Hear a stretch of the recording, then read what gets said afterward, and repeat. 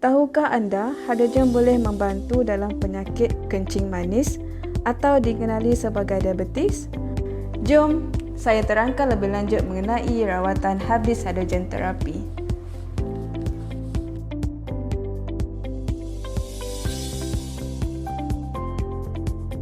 Apa itu diabetes dan bagaimana ia boleh terjadi?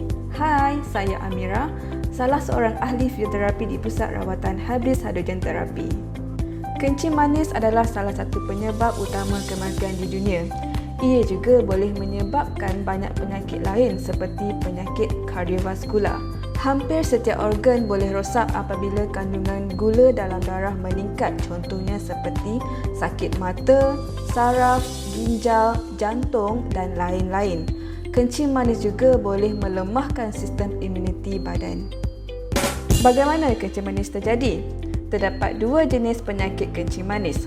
Yang pertama adalah kencing manis jenis 1, di mana terdapat kehilangan sel beta yang menghasilkan insulin.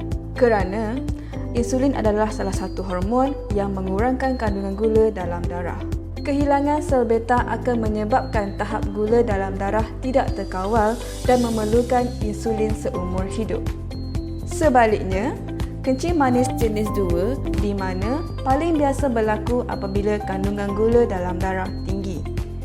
Ini berlaku apabila badan kita tidak bertindak balas secara normal terhadap insulin atau tidak menghasilkan insulin secukupnya untuk mengekalkan tahap gula dalam darah yang normal. Kadar gula yang tinggi akan menyebabkan kerosakan pada saluran darah dan saraf dan mengurangkan aliran darah ke kulit. Ia juga boleh menyebabkan perubahan kepada tekstur kulit, penampilan dan kemampuan kulit untuk sembuh. Bagaimana molekul hidrogen boleh merawat penyakit kencing manis?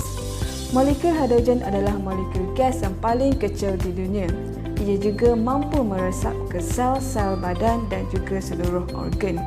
Para saintis telah menemui hidrogen boleh melindungi sel beta daripada kerosakan diabetes type 1. Insulin tidak dapat atau tidak cukup dihasilkan dalam proses untuk membakar kadar gula yang tinggi dalam badan kerana pusat penjaga tenaga atau dikenali sebagai mitokondria tidak berfungsi dengan baik, di mana penghantaran isyarat antara sel-sel badan untuk menghasilkan insulin terjejas.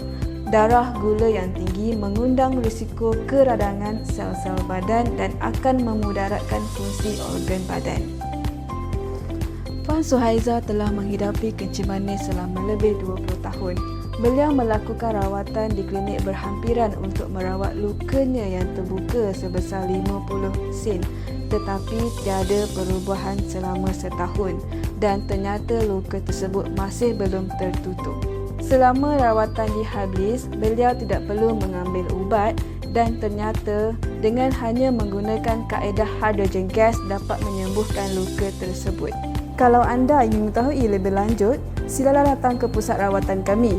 Ingat buat temu janji dahulu. Jumpa di sana. Bye-bye. Hyblis. Relieve pain, renew life.